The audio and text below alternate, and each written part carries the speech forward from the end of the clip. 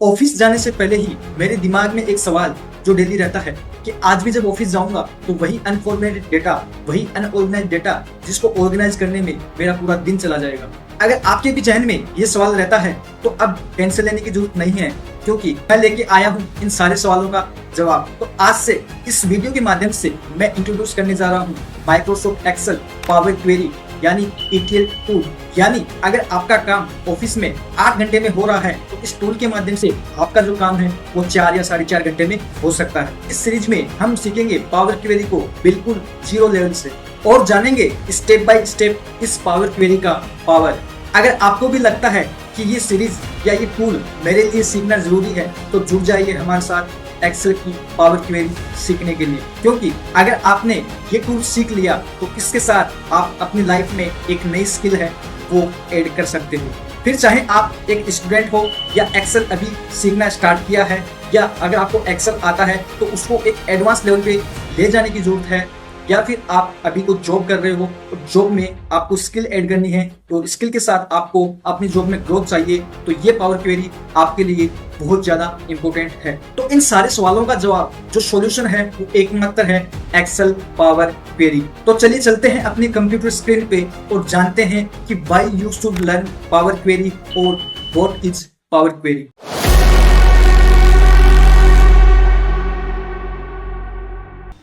तो इंट्रोड्यूस करने जा रहा हूं मैं आपके सामने Excel power query, your life changing tool.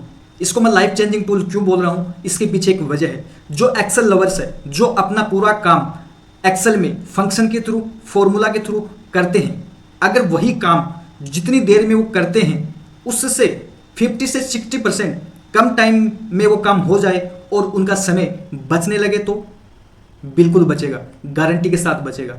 तो इसी टॉपिक को आगे बढ़ाते हुए अपन समझते हैं कि why you should learn power query. Power query को आपको क्यों सीखना चाहिए। तो जैसे कि अपन ने समझा to save 50% of your daily office time. अगर आप पावर क्वेरी को सीखते हैं तो आप जितनी देर में कोई काम एक्सेल में करते हैं उससे आधे समय में आप जो काम एक्सेल में कर पाओगे। इसके साथ आप जो भी पावर क्वेरी में काम करोगे उसमें जो जो स्टेप आप फॉलो करते जाओगे वही स्टेप आपको रिपीटेड करने पड़े तो पावर क्वेरी में आपको वो स्टेप ऑटोमेटिक रिकॉर्ड होते हैं। वही काम आपको रिपीटेड नहीं करना है, बस आपको एक बटन क्लिक करना है और उसी से ही आपका जो काम है वो वापस, आपकी जो स्टेप है वो वापस उसी तरीके से काम करने शुरू कर देंगे। इसके बाद power query is a combination of multiple software. यानी पावर क्वेरी बहुत सारे सॉफ्टवेयर के साथ या बहुत सारी फाइलों के साथ मिलके काम करते हैं, जैसे एक्सेल, SQL और आपका VBA। तो अब अपन समझते हैं what is power query. Power query क्या है। पावर क्वेरी को ETL टूल बोला जाता है। ETL का मतलब E for extract, T for transpose और L फॉर लोड।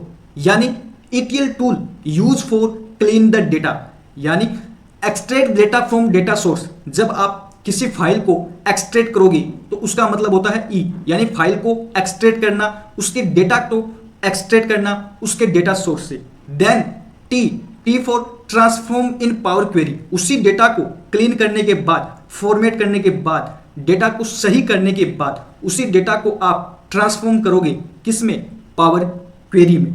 और जब आपका ट्रांसफॉर्म का काम पूरा हो जाता है तो आप क्या करोगे, उसी फाइल को आप वापस किस में लोड करोगे, एक्सेल में। तो ETL टूल का मतलब होता है एक्सट्रैक्ट, ट्रांसफॉर्म और लोड।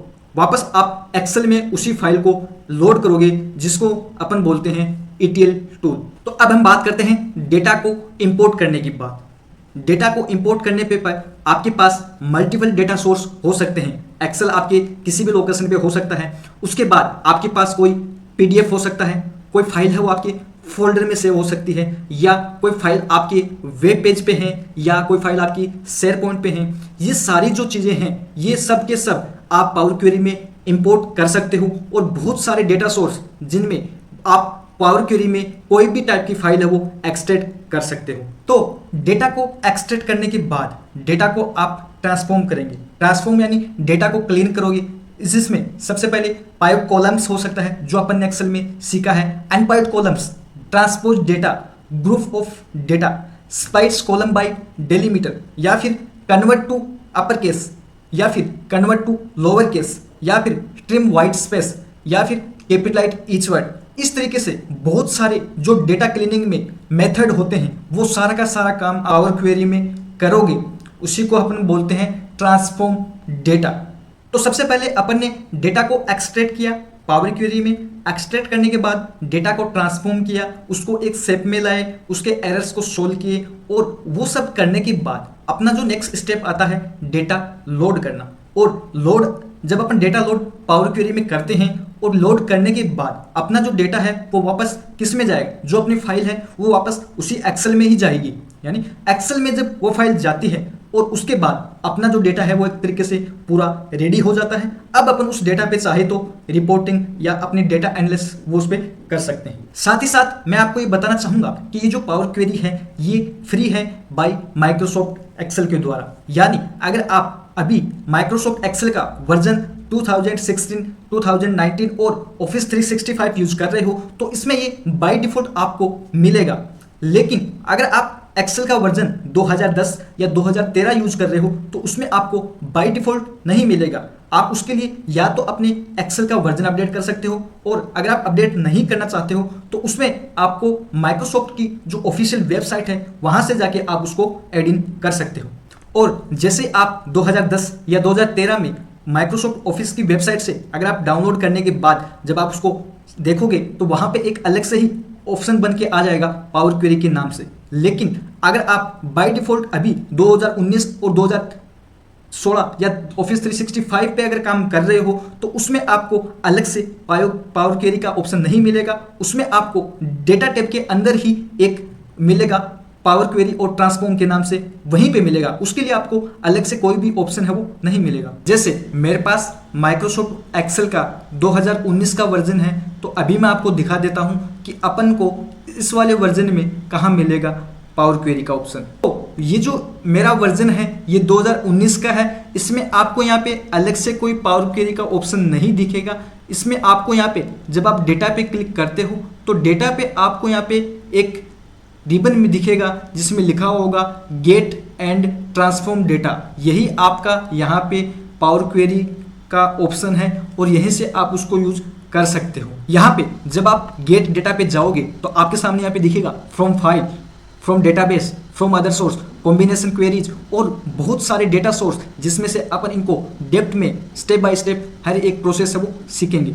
तो आज का जो वीडियो था ये अपन ने पावर क्वेरी को एक्सप्लोर और उसका क्या मीनिंग होता है, कैसे उसका क्या पावर है, इस सब के बारे में इस वीडियो में हमने सीखा। तो आगे के आने वाली वीडियो में अपन धीरे धीरे पावर क्वेरी को स्टेप बाय स्टेप एक्सप्लोर करते जाएंगे और पावर क्वेरी को बिल्कुल जीरो से सीखते जाएंगे।